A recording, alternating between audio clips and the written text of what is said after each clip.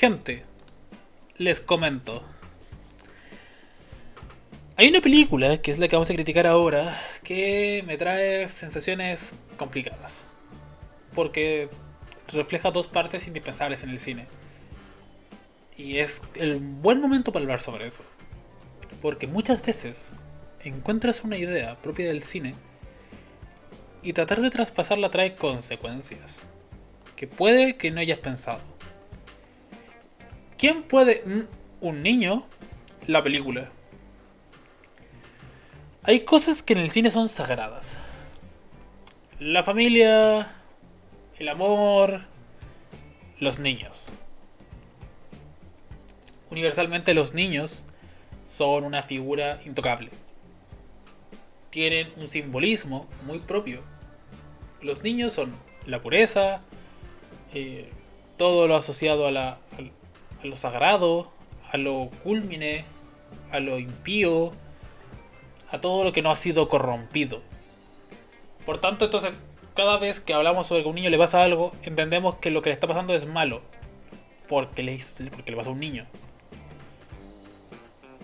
Casos.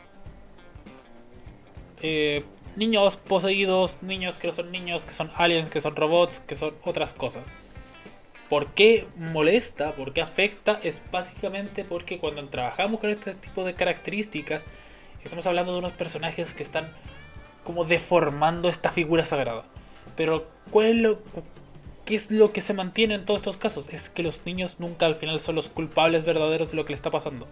¿Me entienden? El niño no es malo. Al niño le poseyó un demonio. El conjuro. El niño era un niño, era un robot preparado para esto, como el hombre bicentenario. Son niños que realmente no son niños de verdad. Y por lo tanto puedes jugar en ese espacio gris incómodo, ya para el espectador, que significa moverse por esa área. Ok, perfecto, ¿no? Pero ¿qué pasa cuando son niños de verdad?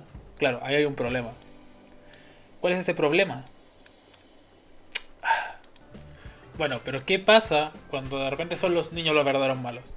Hay pocos ejemplos, en general los ejemplos que se dan son de niños que ya son tan niños. Por ejemplo, tenemos que hablar sobre Kevin. Tenemos que hablar sobre Kevin, nos presenta un niño que es de origen malévolo, pero no vas a ver su culmine hasta que él sea adolescente. Cuando ya esté casi tocando los 18, así nos tenemos que tratar ese tema tan complicado.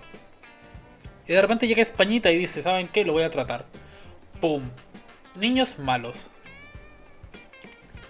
Pero no parte así como así, ¿no? Tenemos que partir dando este sentido de quiénes son los que matan niños. Uy, dije la palabra. Y te presentan nazis, terroristas, toda clase de gente negativa, de problemas bélicos, la guerra, el hambre, cosas que uno dice, wow, aquí los niños son víctimas. Es un inicio potente, claro, o sea, innegable. Pero también se da otro punto que es igual de importante. Que se empieza a contar esta historia después sobre estos niños malos. Y cuidado que aquí partimos con la alerta de spoilers porque vamos a trabajar sobre este concepto de película. En un segundo se empieza a hablar sobre... Ya, tenemos estos niños, estos señores, estos protas, llegan a la isla, se dan unas vueltas, descubren una serie de asesinatos, descubren que los niños están implicados, descubren su fascinación por la muerte y de repente, llegando casi al clímax, el hombre, tras ver que casi matan a su mujer, dispara y mata a un niño y los niños escapan. Y el protagonista dice algo así como: ellos estaban haciendo esto porque nadie les había demostrado un castigo de verdad. Y de repente mi mente dijo, oh, fuck. Porque claro, a veces uno quiere decir una cosa y de repente dice algo terrible. Dentro de los procesos creativos, uno trata de generar cosas en tu mundo que tengan un significado y que le sirvan a tu protagonista para avanzar en su historia. Tienes una premisa muy buena, tienes una idea, tienes un concepto que nunca has explorado y tratas de explorarlo y tienes que darle un final, tienes que darle un contexto. A veces tu historia de un protagonista que parte de lo más bajo y sube a lo alto está ambientada en una fantasía medieval y hay una especie inferior que es súper lerda pero súper fuerte, y después están los otros tipos que son más flaquitos y son súper inteligentes. Y de repente, oh wow, has generado el sistema de castas más horrible de la historia y perpetuado un montón de cosas. A veces estás en un pueblo medieval antiguo y de repente tu protagonista se vuelve un machista súper violento y ya la historia es otra y te empieza a transmitir otras ideas que tal vez no eran tu objetivo principal, pero se desprendan de ellas. Muchas veces la forma de abordar este tipo de problemáticas es a través de, no la justificación, pero sino del world building, que significa crear un ambiente. Entender sus conceptos, entender sus espacios, entender sus dimensiones y dar un sentido a lo que estamos mostrando. No es solo racismo por hacer racismo, no es machismo por hacer machismo, sino que es que dentro de esos procesos puede que tu protagonista esté generando parte de un cambio y sea importante ver tu narrativa el cambio de ser machista. El problema es ese, que, que tú como creador y autor de tu obra tienes una responsabilidad con lo que estás contando, porque ya no es solo que estás contando algo que se te ocurrió o lo que estás diciendo, que tal vez no era tan importante pero lo vas a mantener porque si no la historia no se justifica. Es que al final estás dando un mensaje que gente va a entender y va a hacer cosas a través de eso. Ay, entonces yo tengo que velar porque cada persona que ve mi obra no haga estupideces. No, pero si tu obra empieza a desprender una serie de ideas, sorpresa, la gente la puede seguir si eres comercial. Son cosas que pasan. Entonces no es solo llegar a decir que no me involucra. Y en este caso, de repente acabas de justificar el maltrato infantil en 2 segundos y tu historia se acaba de ir directo a la basura. Porque, primero, tu historia no era tan interesante de contar.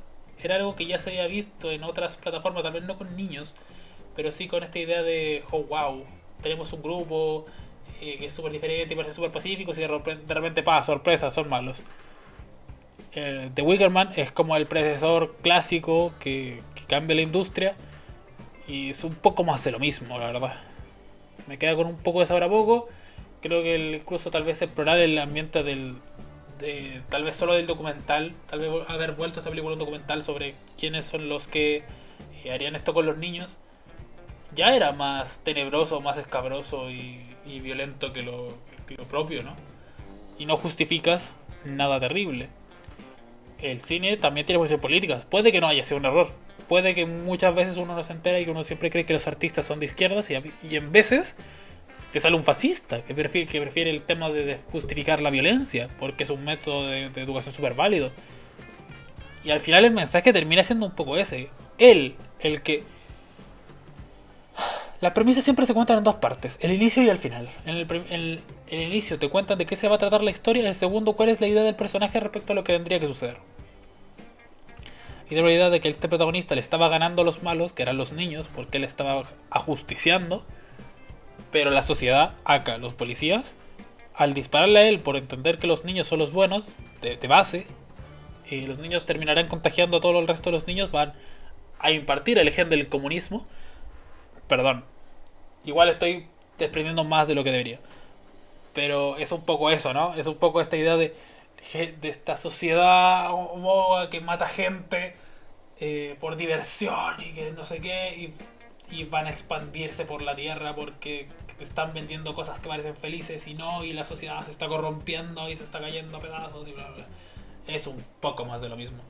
Personalmente me deja con gusto poco. Me parece una historia que bajona y que tampoco sus momentos de suspenso también logrados. Me parece especialmente la primera mitad, me parece súper lenta. Sí, no, es que tenemos que entender, o sea, más allá del inicio con estos momentos documentales que me parecen súper fuertes y bien ejecutados, sí que después cuando partimos con nuestros personajes, sí que es tal vez demasiado tiempo el primer acto de ay, qué lindo todo, qué linda la ciudad, vamos a viajar y a explorar, no sé qué, bla, bla, bla. Una pereza, me da muchísima pereza, una cosa increíble. Y ya está. Creo que nada justificaba el tratamiento final. No es que la obra sea tan impactante, no es que la obra tenga un tratamiento visual tan genial, ni sonoro tampoco, ni su montaje muchísimo menos. Entonces, si ni siquiera vas a presentarme ese mínimo, me da bastante igual lo que estás haciendo. Hasta luego. Suscríbete, sígueme en Letterboxd y ya está. Adiós.